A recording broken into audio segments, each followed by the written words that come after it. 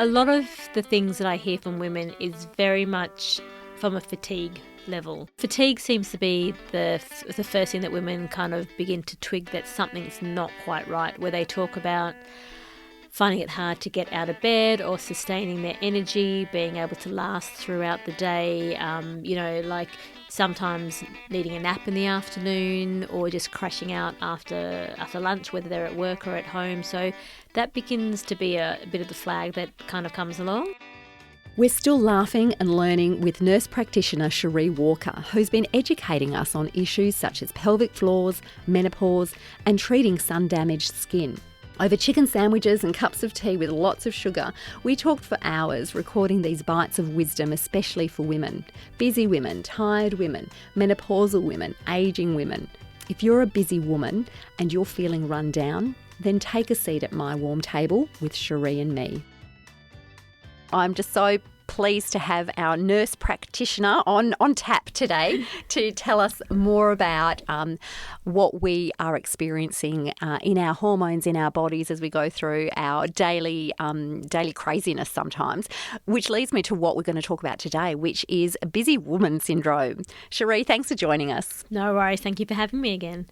So, is it just me or is everybody suffering from busy woman syndrome? I think it's everyone. I'm not alone. Tell me more about how it looks in other women.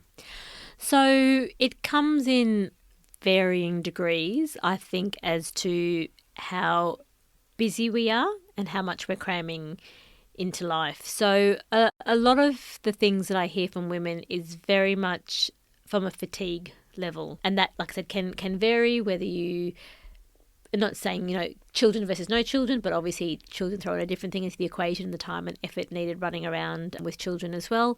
But the fatigue seems to be the first thing that women kind of begin to twig that something's not quite right, where they talk about finding it hard to get out of bed or sustaining their energy, being able to last throughout the day, sometimes needing a nap in the afternoon or just crashing out after lunch, whether they're at work or at home. So that begins to be a bit of the flag that kind of comes along.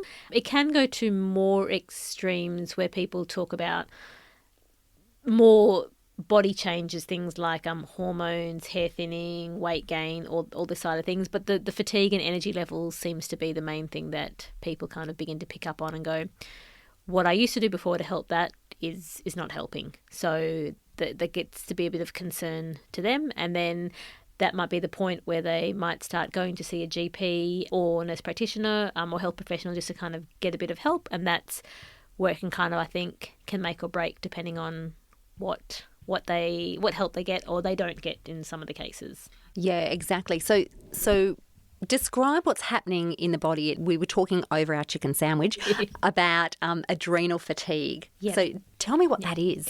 So this is also one of those, I will say, maybe controversial things, depending on what health professional you speak with. There are some camps that don't believe it is a thing or it exists, and then there are ones like myself who do.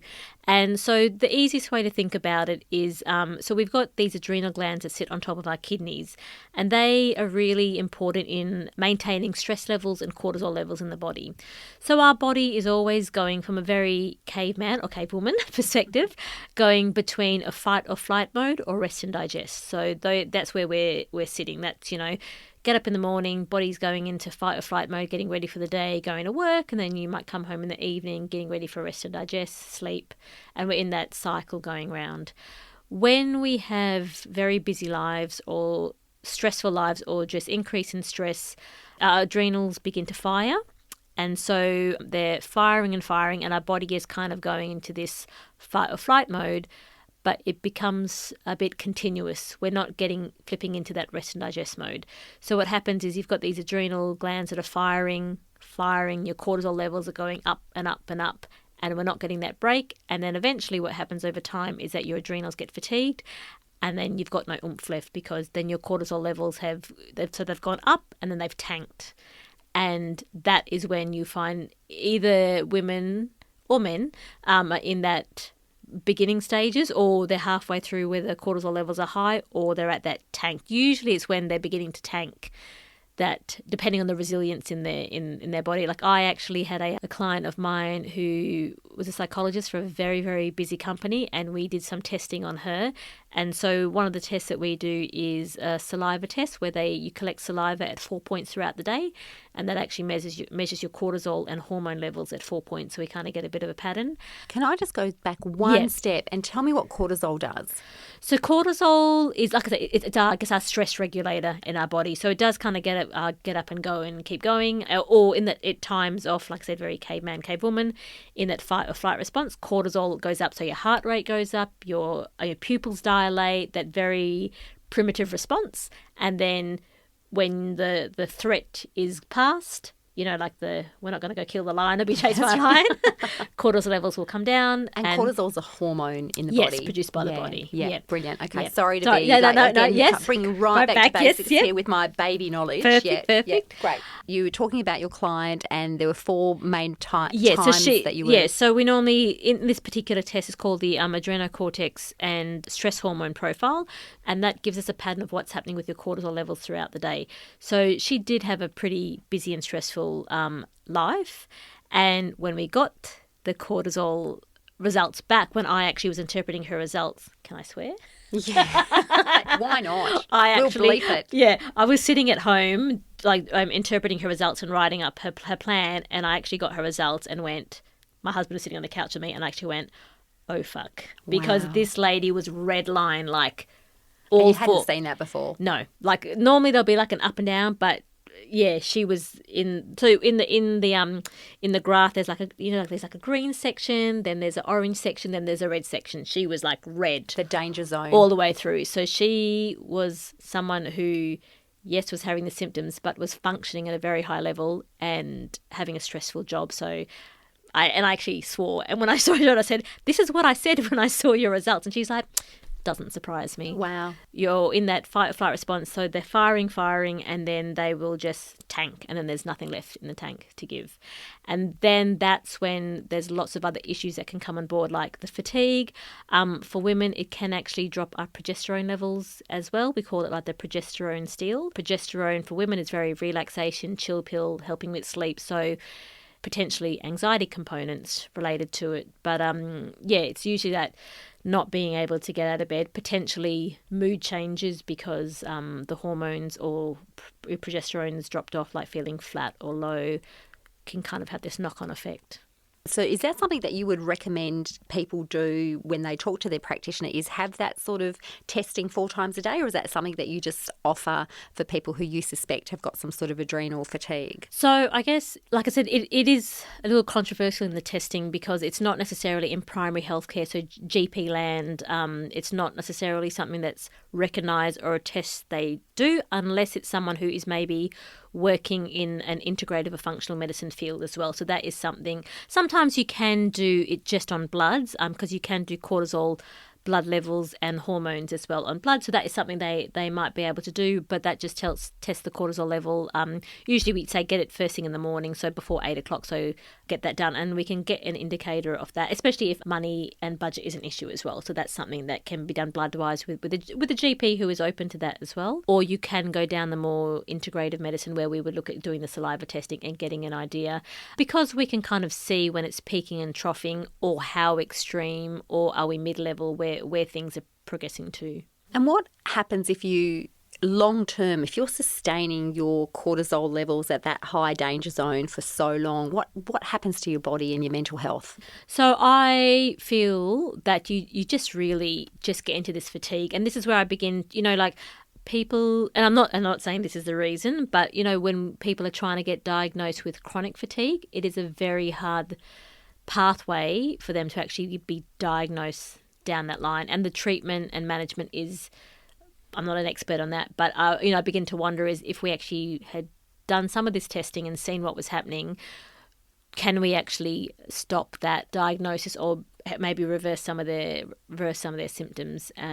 So I guess it is a little bit of symptom and lifestyle management, but also, do we look at that testing as to what is happening and where the cortisol levels are sitting? So if they're sitting at that high level, Have we got it in the right spot where we can make some lifestyle changes, support the body, support the hormones to bring it down? Or are the cortisol levels just flatlining where they've actually already gone through that big peak and then it's just crashed, and now we have a bit of work to do to get that body back into a repair, like that rest and digest mode. And how do you do that? How do you bring the body back into repair? So definitely lifestyle management. We have to make lifestyle changes, like looking at stress management, stress reduction, which is very hard for some people because it is just their everyday life. It's the nature of their professional job sometimes. Yep. And family life and everything that, the combination of the two. So we really have to do a bit of soul searching and counselling as to that first step, because, if we put a whole other things in place like medication, supplements, that's great, but that's just going to band-aid if we don't get some of the changes. So we would look at that stress reduction factor, like do they like going on walks, do they running? And this is the hard thing as well, is because if you're in adrenal fatigue, you don't want to be going and doing high strenuous exercise because you're putting more stress on the body. So, sometimes it is people who have used to run and weights and this and that, and it's not necessarily the best thing for them. Their body's not ready to go back into that type of exercise as much as it would be great for them. So we have to look at different things that they can do, like walking, meditation, yoga, Pilates, like that type of where it's going to help bring your nervous system back into a rest and digest mode. So that's one way of thinking. Then, I'm not going to tell people how to run their families, but family management, like do you need help, outside help or family help, just to help that process, having good conversations with partners about sharing the load and what's happening. And then I think the next step is, do we go down the line of medications, supplements to help with the adrenal fatigue? I want to talk a bit about something that you're really good at, which is yoga. Yeah. And because I think this really fits in really nicely with this understanding of adrenal fatigue, but also changing that sort of, one of the first approaches, as you've said, is like really looking at your lifestyle, and the way you were just describing some of the activities which are positive and helpful are actually ones that sort of rebalance not just, I guess, the chemicals in your body, but they're sort of rebalancing your mind and soul and body all at once. Yeah. Is that fair to say? Yes, definitely. So I, being the busy brain that I am, did right. my yoga. Yeah, you're the perfect person to be talking about busy woman syndrome here. So I did my yoga teacher training last year. It was not with the intention to teach yoga. It was more for self-reflection, just delving deeper into myself and the work I've been doing on myself, but also wanted to learn a bit more about my Indian heritage and culture, things I did not know anything about yoga besides the movement. And, in yoga we learn about the movement and being present and really how it is affecting your nervous system and really getting you into that really nice rest and digest mode. And there are different types of yoga that will get you a bit more into that mode. Like yin yoga is very much like nourishing on the body. So it depends on, what you like to do, but the yoga really does help. And people kind of have different connotations of what yoga is and meditation. So it really sometimes can be foreign for them, or it's the time factor of getting to a studio. So the lucky thing or unlucky thing with COVID is that the studio that I go to, they did very well at, flipping and have done a lot of online yoga. So you don't actually have to leave the house. You can stream it, do it from home, do that 45-minute session, 1 hour session, and you're not having to go anywhere. So if you do have children and it's hard, you can just, maybe when the kids are gone to bed, put it on, do your yoga and just get that relaxation going as well. So yeah, the studio that you're at though, you were telling me about the reciprocity of it back into the community. So do you mind sharing that? Yeah. So I will give a shout out. It's called Vital Beat Yoga and Reformer Pilates in Midland. And Kay is the owner of that studio and is an amazing woman and has really given a lot back to the yoga community. So the one thing with the yoga teacher training, they do offer scholarships for people of colour because she has identified that in yoga, the representation is of people of colour, Indian descent and all body types is not there. So she really has changed, I guess, her philosophy as well and the studio and the representation. So her staff are very diverse, backgrounds, different body types, and part of that scholarship is to encourage people of colour to go down the yoga teacher training. And then part of our yoga teacher training, once we had graduated, was they offered us to teach community classes. So they are donation classes, so the community or new members can come and try out the classes for a donation to whatever charity or foundation we decide to donate for, and also allows us as newbies to teach classes as well. So it's a great initiative. That's fantastic. So you did the teacher training through a scholarship? Yep. Partial scholarship, yeah. Partial scholarship, yeah. And so now you've got a 10-week block or a certain block of time. So for this month, I'm doing every Sunday. I've got a slot that I'm just doing community teacher training, community classes. So you're doing the community classes, which are at so you don't get paid to do them. No. People can attend. They give a donation of their choice of how much they choose to give to participate in the class, and then you've chosen the Animal Protection Society of WA. So you've chosen that charity to then donate whatever proceeds you make from that yoga class that you teach goes to that charity. What a wonderful system. It's amazing. And the other thing is that it's also more people can come and try yoga as a beginner without having to sign up. They can get a feel for whether they like the yoga, a feel for the studio, and just the general environment, and just to try it out. I graduated last year from the yoga, and I've just been teaching. Calling it bro yoga. I'm teaching some mates of ours from high school who we're still very good friends with. But that nervousness of going into a studio, as one of the boys said, I shouldn't say boys, men, said, I didn't want to be the creepy old guy in the back of a class as a beginner. Of course. Yeah. And it's so true. And also, look, I've also got, mental block is that, unless I can do it perfectly, I'm actually traumatised from the 1980s aerobics classes, right, where I went along and I thought I was, participating at my best. Yeah. Aerobics teacher just looked at me and said, right, we're going to step and we're not going to sound like an elephant this time. And to this day, I still can't do a grapevine. So, look, I'm still traumatised from the 80s aerobics, right? Or maybe it was the 90s, 90s aerobic classes. So going into any sort of yoga class or anything, I just feel like, oh, my goodness, I'm going to actually not know what I'm doing. And then a friend of mine recently invited me to go and do sup yoga. And I'm thinking, I can't even stand on a stand-up paddleboard, let alone do a yoga. Candle. So, there's so many extremes and so many opportunities to participate in these amazing classes. But, coming back to busy women syndrome, there is this thing that, certainly people like myself have. Like, unless we're going to be able to do it well first time, then I'm really worried and anxious about participating. And I was probably the same with yoga. Like, I was a perfectionist and probably bombed at some part of the yoga in the training because I was needs to be perfect from beginning. And you just have to be like, right, I have some faults that I just need to, this is new to me, and we're allowed to be not good at it yet. Yep, exactly.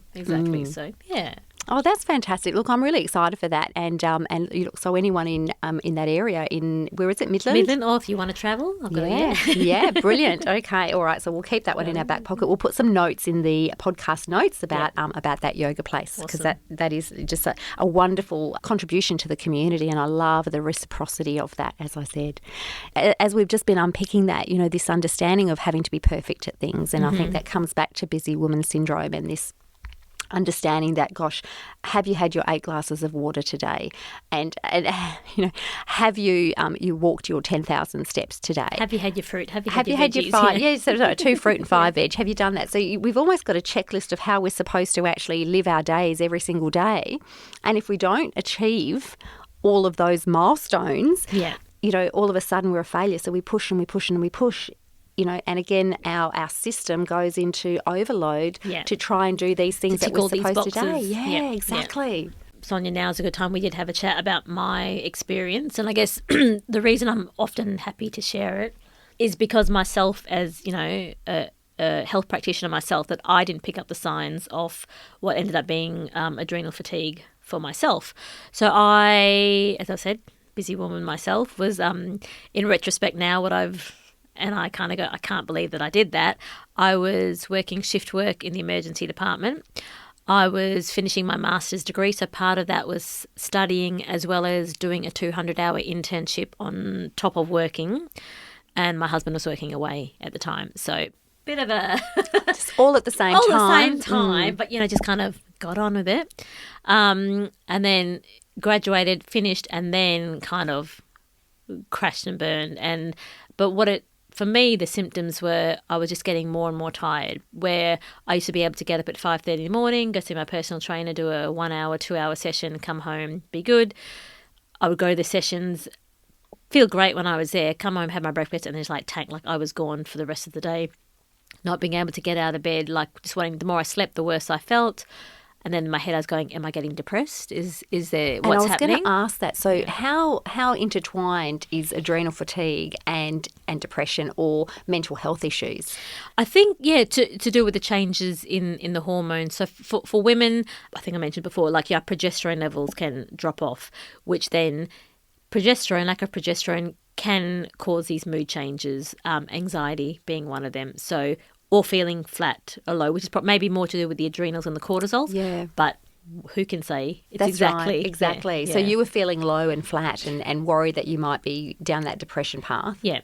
What I did was I asked to take my long service leave because I thought maybe I just need time off. And then just a little tip, you could have taken some long service leave at Yes. a time when you were actually doing all that study. Yes. Look, just Who would crazy want to idea. do that? Crazy idea. I just wanted to power through it. That's right, because we can. Yeah.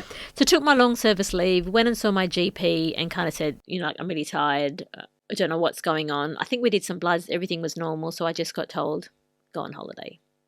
And I was have like, a holiday. Mm-hmm.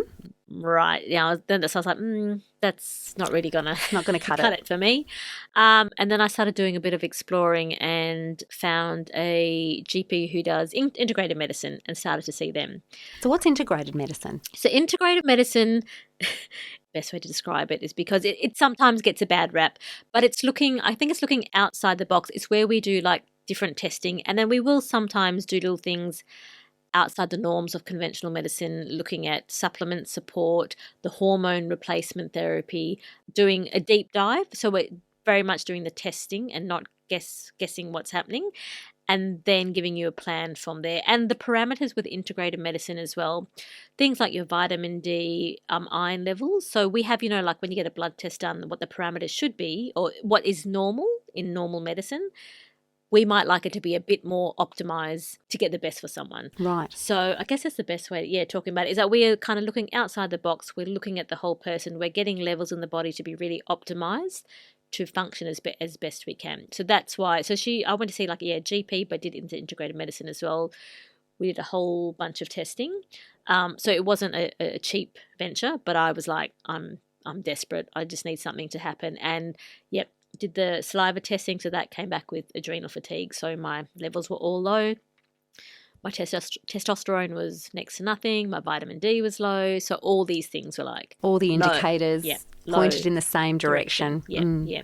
And then that really made me go, right, where am I going? And that it wasn't an easy pathway. It was a long pathway out of that. And that's what I do tell my clients is like it's a long pathway out, but we can get there. And that was that was at least 5 years ago. So I do have every moments when I'm like getting too busy and I just get the fatigue and I go, okay, got to take a step back. My body's just saying, no, So what sort of signs do you look for?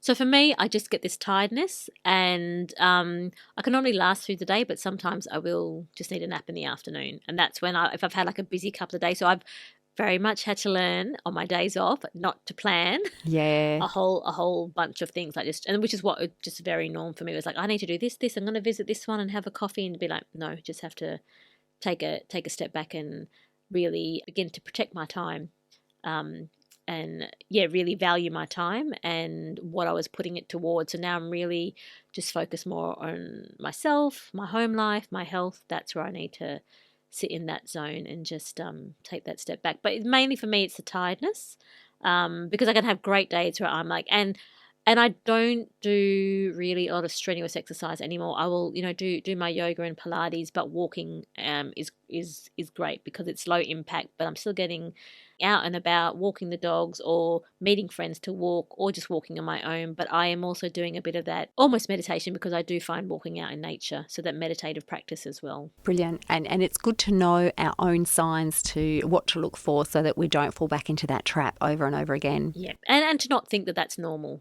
Yeah. And look, and I reckon that our society normalises this busyness because, how are you? Oh, really, really busy. It's sort of the standard response. It used to be, well, thank you. Yes. But now it's, it's busy. Busy, yeah. So we do need to go back to wellness.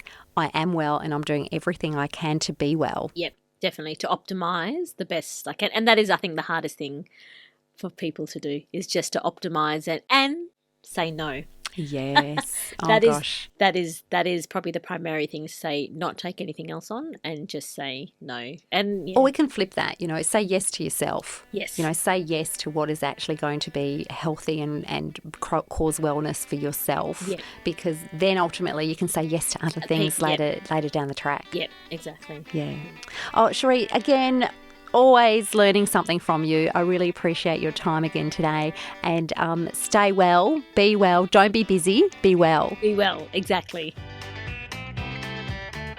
You've been listening to My Warm Table with Sonia Nolan. In Italian, a tavola calda is a warm and welcoming table where you can share big ideas, friendship, laughter and life. So much happens around the kitchen table, and I wanted to amplify it here in this podcast. My aim is to feed your mind and soul through smart conversations with heart. No topic is off limits, but good table manners rule. I hope you'll join us each week as we set the table for my extraordinary guests who will let you feast on their deep knowledge, life experiences and wise insights. Let's keep the conversation flowing. Please subscribe to the My Warm Table podcast and share it with your friends and networks. Perhaps if they are new to podcasting, take a moment to show them how to download and subscribe so they don't miss an episode either. I'd also love you to join our community on Facebook. You'll find the group at My Warm Table Podcast. Your support is very much appreciated.